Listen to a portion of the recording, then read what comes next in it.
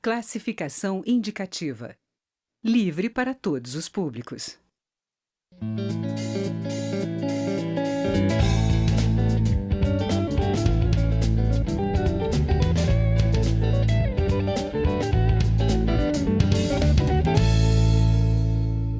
Olá! Em outubro virou lei a atual versão do Refis, o Programa de Refinanciamento de Dívidas do Governo Federal.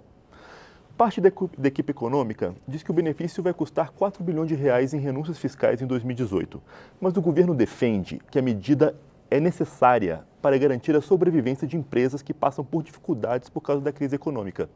E é sobre esse tema que eu converso agora com o relator da medida provisória na Câmara e no Senado, que criou o Refis, deputado Nilton Cardoso Júnior, do PMDB de Minas Gerais. Deputado, bem-vindo à Palavra Aberta. Muito obrigado, é um prazer estar aqui. Deputado, foi uma peleja para regulamentar, para resolver essa questão desse Refis, né? Olha, estou contabilizando aqui 6 medidas provisórias para tratar desse mesmo assunto. Nós iniciamos com a medida provisória 766, que acabou não se convertendo em lei, depois a medida provisória 783, que foi a lei que de fato foi convertida, e mais 3 ou 4 medidas provisórias para postergação do prazo de adesão, entre outros ajustes necessários para validar, né, o programa como um todo. E ao final desse um ano, explica para o pessoal de casa, antes de mais nada, o que é esse novo, se é que a gente ainda pode chamar de novo Refis, né? O programa é um programa especial de regularização tributária que visa dar uma chance ao contribuinte de colocar a sua vida fiscal em dia. Aquele contribuinte, seja pessoa física ou pessoa jurídica, ou seja, empresas de qualquer porte, exceto algumas enquadradas em leis complementares específicas, qualquer contribuinte no Brasil pode aderir e, com isso, regularizar a sua vida fiscal com um diferencial. Dependendo da opção e do teto do valor da dívida que o contribuinte tenha, ele terá a condição de acumular alguns benefícios, como redução de multas e juros, além de permitir o uso do prejuízo fiscal, quando é pessoa jurídica optante pelo lucro real, e também consegue mecanismo de dação em pagamento para alguns casos específicos.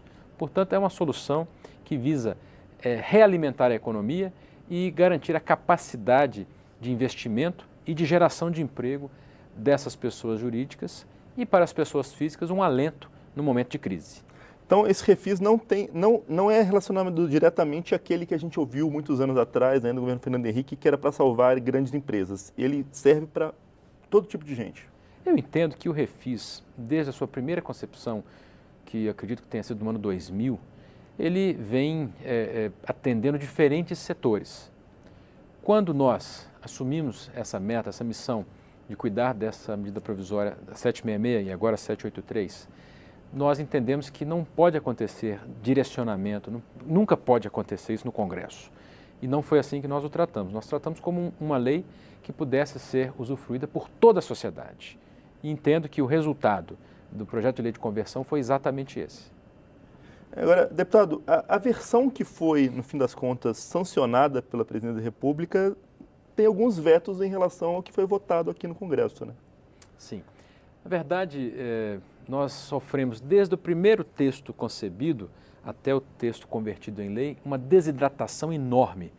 O texto foi sofrendo alterações, foi sofrendo eliminação de vários aspectos necessários, outros desejados, e, finalmente, com um acordo com o governo, da nossa parte do Congresso, esse acordo, o texto finalmente foi concebido, foi sancionado, mas, para nossa surpresa, um dos artigos mais importantes para os contribuintes foi vetado, que é o artigo 12.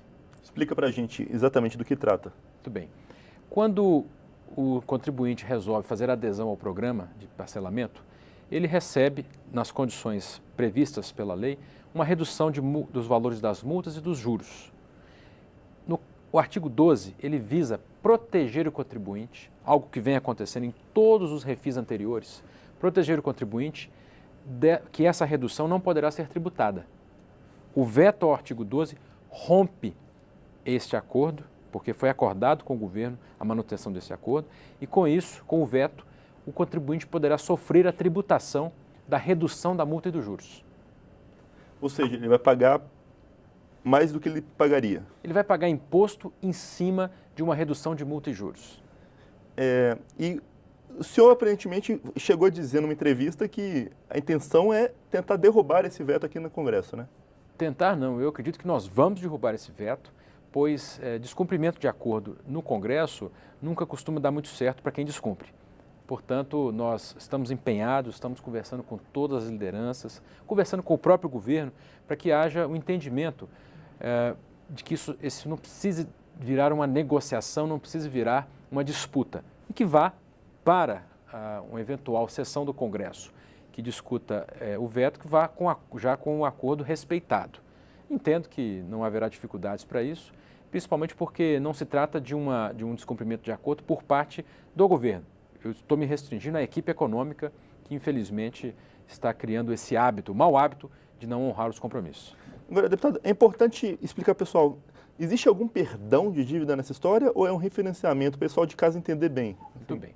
Em primeiro lugar, o texto, até por conta da característica da lei, que é uma lei ordinária, ela não pode conceder perdão de dívidas. Então, O tributo é garantido porque nós temos uma lei de responsabilidade fiscal, temos uma lei orçamentária que precisa de ser preservada e, portanto, jamais essa casa iria desrespeitar uma lei que ela mesma criou, que é a lei de responsabilidade fiscal. Então, o tributo original, o débito original do contribuinte deverá ser integralmente pago. O que acontece muitas vezes, por arbitrariedades, por erros, por consequência de uma crise financeira que onera a vida do contribuinte, ele não consegue pagar o tributo em dia. Com isso, ele sofre uma multa e sofre com o acúmulo de juros incidentes sobre esse montante devido. O que nós estamos fazendo é reduzindo o peso dessas multas e desses juros sobre o total da dívida dele, para que ele possa pagar, parcelado ou à vista, pois existem as duas opções, pagar a dívida em condições mais favoráveis, mas desde que também, com isso, ele consiga resgatar sua capacidade de funcionamento, que ele possa gerar emprego, que ele possa manter os seus investimentos, que ele possa, de fato, cumprir a sua função social na sociedade. Agora, como a gente falou da equipe econômica, tem uma parte da Procuradoria da Fazenda que reclama, né, que esses adiamentos, essa renegociação, significa que vai ter menos dinheiro entrando no curto prazo. Mas o senhor acha que é melhor isso do que empresas quebrando em meio a uma crise econômica? Pois é, receber nada é muito pior do que receber pouco. Mas eu digo mais, essa mesma equipe, esse mesmo grupo que disse que vai reduzir a arrecadação, disse que com as mudanças que o Congresso faria no texto, a arrecadação cairia para 400 milhões de reais apenas. Nós já estamos superando 13 bilhões de reais de arrecadação. E acredito que até a data final de adesão, esses valores irão superar talvez os 15, poderão chegar aos 20 bilhões, como foi o último texto aprovado de refis anterior. Eu entendo que temos que colocar luz em cima da verdade, em cima dos fatos. Portanto, o texto que o Congresso promoveu trouxe confiança para a sociedade, para os contribuintes, para o setor produtivo especialmente, e não só isso, promoveu uma grande arrecadação acima do esperado por qualquer parte do governo. E o senhor acha que pode ser um passo importante para a saída da crise econômica? Acredito que sim. Eu já disse isso anteriormente na comissão, que a aprovação desse texto com a adesão plena da sociedade é a salvação para o Natal de 2017. Deputado, nosso tempo está acabando, mas passa para a gente os números que o senhor espera ao final desse processo. Muito bem. Nós temos hoje uma adesão que possivelmente pode contemplar aí de 4 milhões a 5 milhões de contribuintes.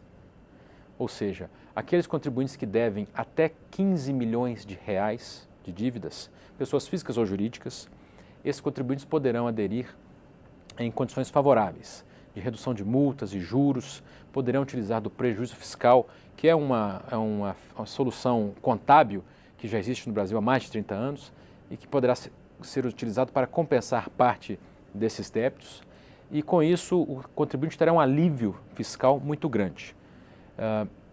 Temos a arrecadação já superando 13 bilhões de reais, eu acredito que deve passar dos 15 até o final do programa, e com isso nós teremos de fato o resgate da condição de operação de diversas empresas, pequenas e médias, de pessoas físicas que hoje não têm condição de ter o seu nome limpo, vão conseguir a certidão negativa, vão colocar a sua vida fiscal em dia.